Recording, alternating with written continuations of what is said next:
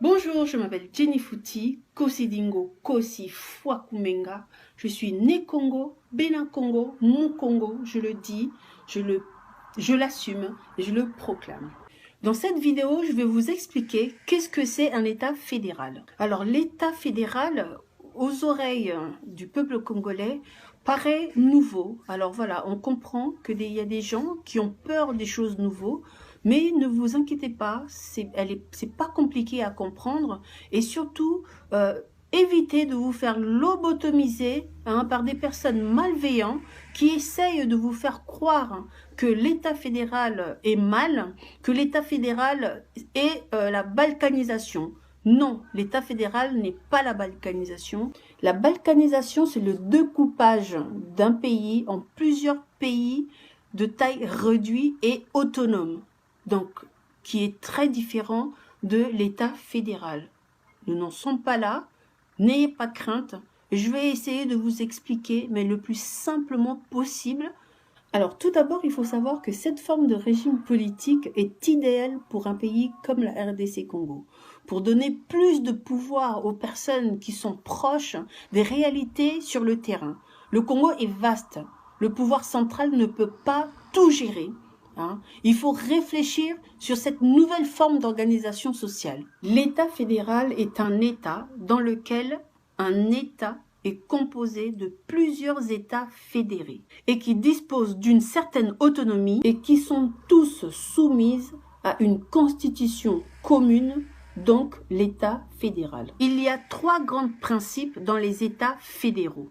L'autonomie des États fédérés, la participation des États fédérés et la superposition de l'État fédéral aux États fédérés. Parlons de l'autonomie. Les États fédérés disposent des compétences propres et exclusives, dans lesquelles l'État fédéral ne peut intervenir en aucun cas.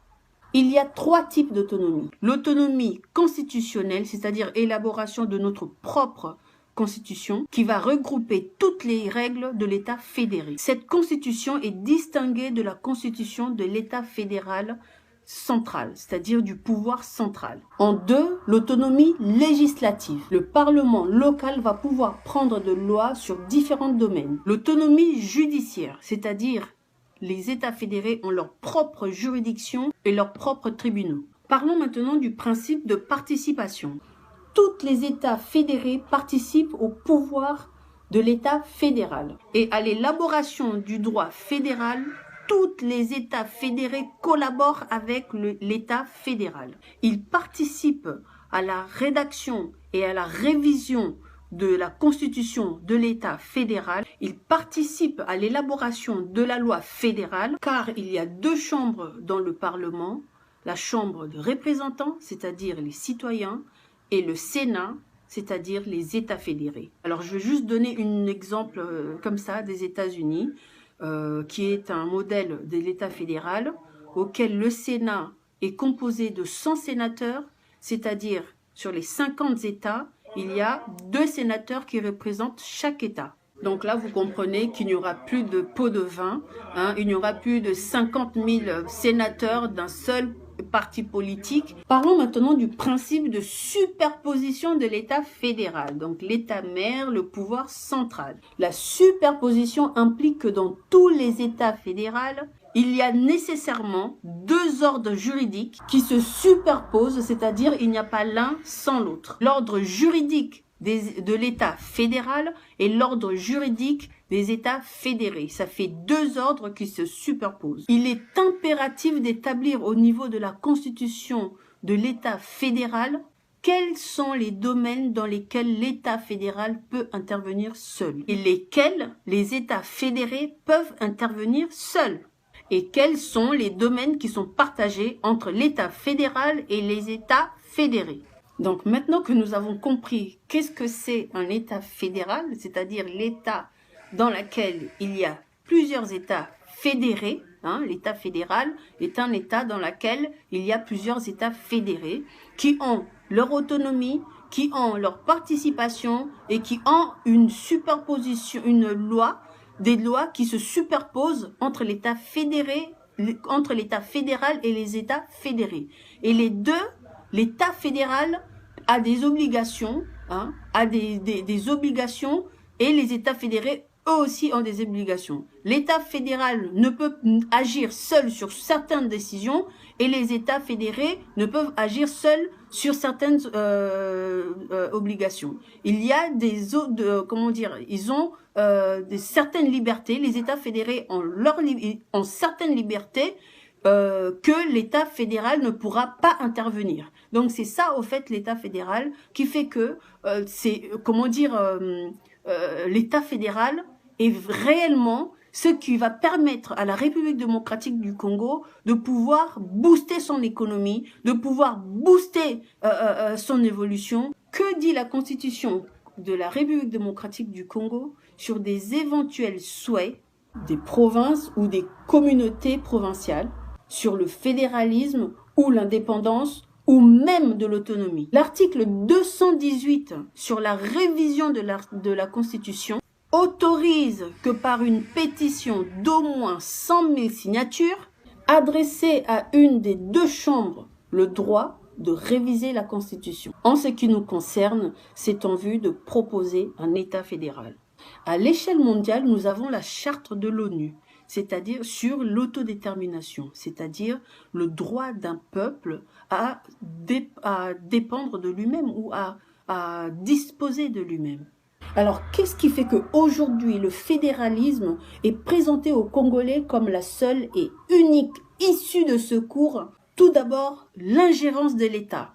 L'État central, l'État unique, le pouvoir central de Kinshasa. Le tribalisme, la haine, la trahison, le deal, le pacte, la triche, l'empoisonnement au sommet de l'État. L'État congolais est devenu une entreprise familiale. L'économie du pays gérée par l'État dans l'ensemble n'est pas répartie équitablement dans toutes les provinces. L'État congolais puise 60% de l'économie de chaque province pour partager à Kinshasa, avec le pouvoir de Kinshasa, dans les poches des représentants, des politiciens et de Kingakati. Cet argent pillé dans les provinces ne bénéficie même pas à la capitale. Elle ne développe ni les provinces ni la capitale. Le peuple est laissé pour compte, c'est-à-dire elle est abandonnée par le gouvernement. Les politiciens en général ont fait abstraction sur la population, abstraction aux besoins primaires du peuple. La sécurité, la défense, le social, l'éducation, le logement, l'environnement. En gros, vous pouvez être massacré, violé, affamé, analphabète, SDF, faire face à des catastrophes naturelles comme les érosions, les inondations. C'est pas leur problème. Ils sont trop occupés sur le pouvoir et le partage de l'argent. Nous avons en plus des politiciens qui pillent la caisse de l'État et utilisent 2% de cet argent volé au peuple congolais pour en faire des dons. Pour paraître gentil, vous voyez, nous sommes au pouvoir, on gagne des millions, on vole des millions, mais on utilise quand même 2% de ce que nous avons pour vous faire des dons, comme les groupes électrogènes, comme des sacs de riz, comme 50 € pour chaque policier ou chaque militaire hospitalisé. Non mais, au lieu de arranger le social, au lieu de avancer dans l'avenir, nous sommes en 2020. Au lieu d'avoir des politiciens qui cherchent à développer leur pays, à montrer de l'amour, à servir la République démocratique du Congo, ils préfèrent faire des dons à des populations affamées, massacrées, vivant dans l'insalubrité. Nous avons ensuite un État congolais avec des empoisonnements au sommet de l'État, dans la présidence, qui ne bouge pas, qui ne dit ni mot, qui n'interviennent pas. Déjà qu'ils n'interviennent pas pour un peuple, mais vous vous rendez compte que même au niveau de la présidence, il y a des meurtres, ils n'interviennent pas. Voilà le pouvoir que nous avons. Voilà pourquoi nous voulons mettre en place un État fédéral. Alors, chers Congolais, qu'est-ce que nous allons gagner sur l'État fédéral? L'État fédéral ne laissera pas de place à l'infiltration, à l'occupation, à des rétrocommissions. C'est la meilleure façon de combattre la corruption. Le fédéralisme est la meilleure solution pour accroître notre économie. À l'heure où je vous parle, 10 $ vaut 20 000 francs congolais. On va où? C'est un massacre économique. Merci à la diaspora. Car sans vous, la République démocratique du Congo sera comme le Yémen, dévastée par la famine. Le fédéralisme s'impose car elle est plus forte que l'article 64. Nous n'allons pas baisser les bras, car tous les moyens sont bons pour retrouver notre liberté. Nos ancêtres se sont battus jusqu'au bout pour nous assurer une liberté contre les colons. Rappelez-vous de Kimpavita, rappelez-vous de Kimbangu. Nous avons 6 grands peuples dans notre pays et cela va constituer nos États fédérés. Comme cette image que je vous présente ci-dessus. Vous avez le Congo central en vert, vous avez l'Équateur en marron, vous avez l'oriental en rouge, vous avez le Kivu en bleu, vous avez le Katanga en violet et vous avez le Kasaï en beige. Donc ces 6 États, ces 6 provinces, ces 6 peuples vont représenter nos 6 États fédérés à la République démocratique du Congo. Vous voyez très bien que le pays reste la RDC. Il n'y a pas d'éclatement du Congo. Non, le Congo reste le même, mais le pouvoir sera plus centralisé dans les provinces, dans les peuples, pour pouvoir gérer au mieux, de près, ce qui se passe autour de chaque province. Et non un pouvoir central qui ne agit en rien lorsqu'il y a des problèmes à l'est du pays. Jusqu'aujourd'hui, ça fait 20 ans que le peuple de l'Est attend l'intervention du pouvoir de Kinshasa et ils ne l'ont toujours pas. Là, sur cette image, lorsque vous voyez le Kivu est en bleu comme ça, lorsqu'il faut intervenir en tant qu'État fédéré, les États fédérés pourront intervenir. Ils ont cette liberté de pouvoir intervenir sur certaines issues ou certaines problématiques dans leur province. Voilà pourquoi j'encourage le peuple Ngala, oriental et Né-Congo de suivre l'initiative des Kivusiens et des Katangais. Organisons-nous pour aller au bout de cette initiative. Organisons-nous pour signer cette pétition. Organisons-nous pour financer afin de soutenir cette initiative. Né-Congo, réunissons-nous. C'est maintenant ou jamais. L'indépendance tant attendue s'appelle le fédéralisme.